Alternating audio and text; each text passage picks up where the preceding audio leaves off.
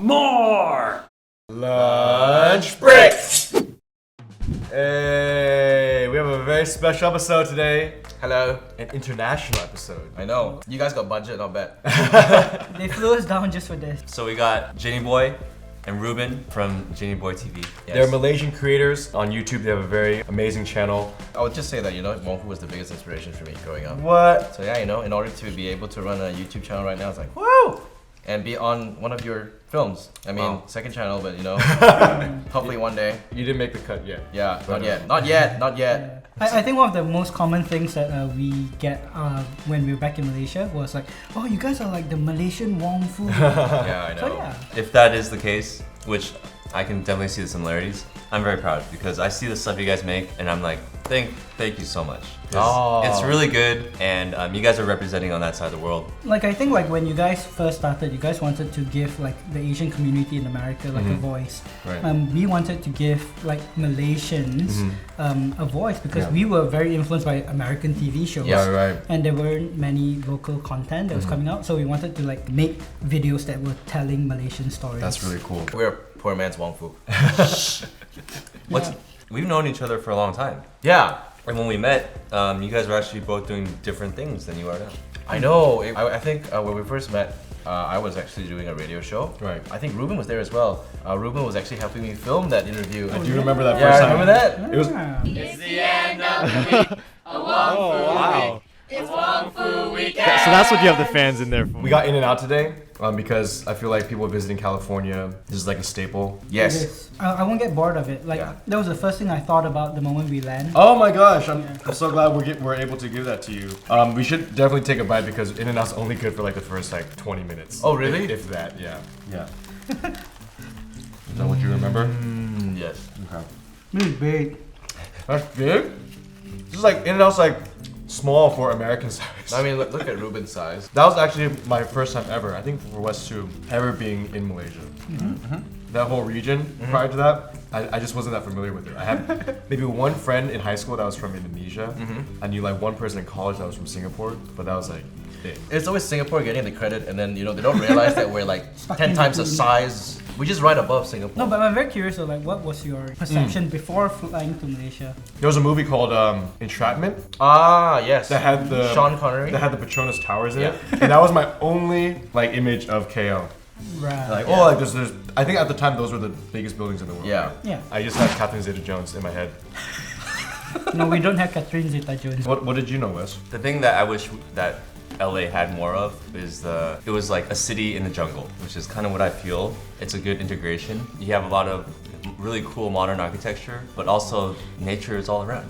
I didn't know anything about the food, or even that like English was the main language. I must sound super like uncultured, They're laughing at you. silly Americans. Yeah. But we were getting fed like Malaysian TV, like you guys got you Yeah. know American TV. There's a huge YouTube community, in Southeast Asia. Yeah. Very, very big, particularly in Malaysia, Singapore, Vietnam, and Thailand. So we're telling you our perception of Malaysia going in there. What did you guys expect of us coming in? Well, I think for me, I came to LA about 5 years ago, and the first thing I saw getting off the plane was a fireman, and I was like, oh my god, he looks like just in the movies. I'm serious. Firemen? Yeah, and he was dressed up like a full suit. It's like, wow, he's in costume. Oh no, oh, he's a fire guy. No, I'm serious. Like everything was like, oh wow, this is just like how it was, like on Rush Hour 3. I had Entrapment, It's Catherine always Zeta-Jones. movies. You had Rush Hour Firemen. Yeah, and I think the Chinese theater. Yeah, I think it's where they filmed one of the Iron Man scenes. And I was like, oh, this place looks very. I wonder why. And yeah, so everything was very much like the movies for me when I was in LA, except the traffic though. The traffic was very close to home, because The traffic in KL is pretty freaking bad. It was okay, yeah. Your traffic is pretty bad. Because he offered to drive, we got a great taste of the traffic in KL, and it is comparable to LA. Jin is also terrible with directions. He's always like, oh, it's 30 minutes away, and then he's like, oh, I went 30 minutes the wrong way. And then it's an hour, well, and it's I'm like, don't you live here? Yeah, I was taking the scenic route for you guys. Ruben, what were your impressions of America before you came here? Since we're talking about like movies and all Yeah, that, yeah. so like on like film sets, when you watch a movie, you actually see like one angle, and you actually imagine like it's really huge. But like when you actually see the actual set, it's just Right. on that camera angle. Like our office. This place is tiny. We're in a closet. We're in a I'm closet. straddling Ruben right now. You can't tell. under the table. It's the same to me like the US. Like a lot of certain angles were like memories of like movies watching when I was growing up. But when you turn the other way, you're like, oh, okay. What other impressions of like America did you have before, like, let's say food? Like this. Is this like American food? Okay, this is okay, but after 4 days, I will start missing food back home. Yeah. Because like our staple meal in Malaysia is like straight on just rice. Rice is like a side dish for you guys here. Right. Yeah, like rice is like the main meal. Malaysians would agree, like if there's no rice, you cannot sleep. Yep. If there's no rice, you can't sleep. That's intense. But That's like my parents. I'd like to say that everything that you see in your menu comes like as like upsized as they can be, because in Malaysia, if you order large, it'll probably come like in a small portion. I remember going to a place called the Cheesecake Factory. Oh no, Cheesecake Factory is not a good example. Purposely make it like ginormous. So it's okay. So back in Malaysia, every time when you ask for the large portion, most of the time, you know, you like for me, someone like my size, I'll eat it and be like, oh, I'm still hungry.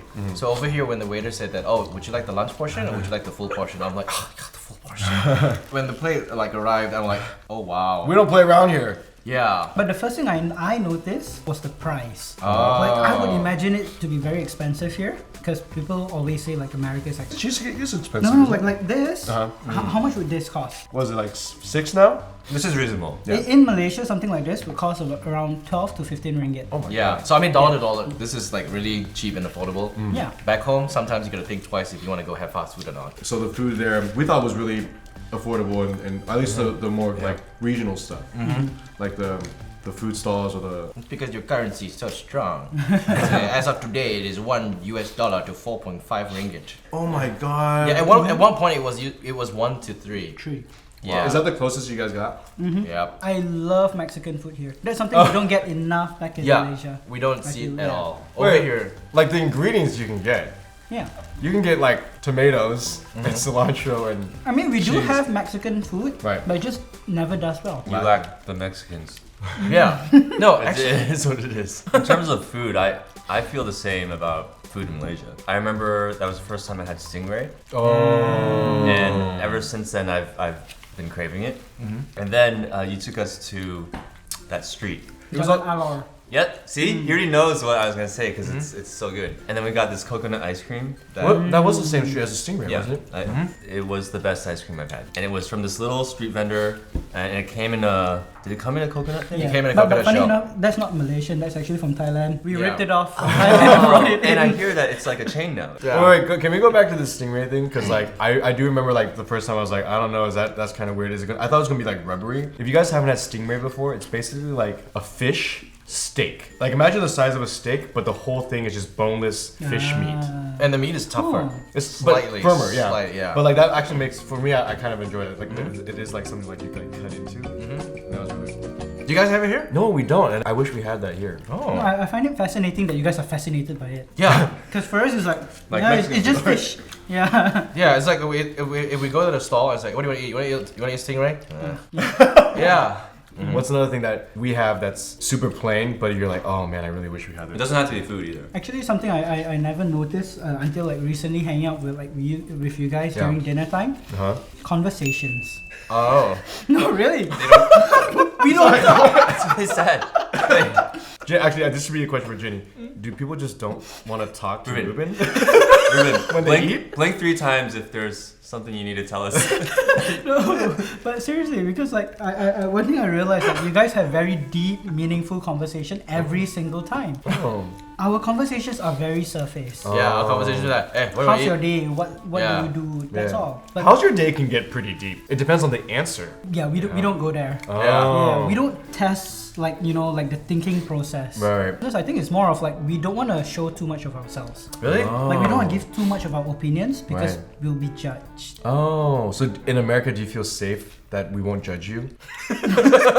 We should start a campaign for Malaysians. Talk more. More deep talk. Hashtag get deep with Ruben. I feel like everyone here is really, really friendly. Like for me, Have you like seen walking. the news here? No, but the thing is, I tend not to always believe the news. I walked in here and one guy walked past me and he's like, "Hey man, how's your day?" And I'm like,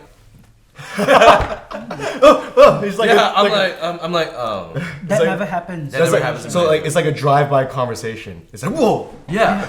Do I And he just walks away.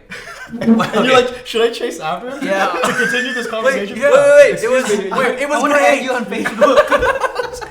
I think generally Americans just like to strike up a conversation. Yeah. Yes. I never realized that. In Malaysia, we don't strike a conversation. You know, if we were walking past the street and the guy looks, he's like, Oh, Yeah. okay. So like here in America, in an elevator, like sometimes people like will just talk to you. yeah. And No. And they If just someone seem talks to crazy. me in Malaysia, it'd be scary. Like, when we were on the way here, the Uber driver asked like, "How's your day?" My mom don't even ask me how's my day. You got closer to an Uber driver Yeah. in LA than your own mother. Wow. This just shows how important like a first impression is, right? Yeah. Yeah. Because the fact that you were asked like, you know, how are you doing? It's given you this idea, and an accurate one, I think, that, you know, Americans are friendly. To that guy, he probably didn't even know. He was just like, yeah, I saw a guy and said how he's doing. But for you, it had such a lasting impression, right? America's great.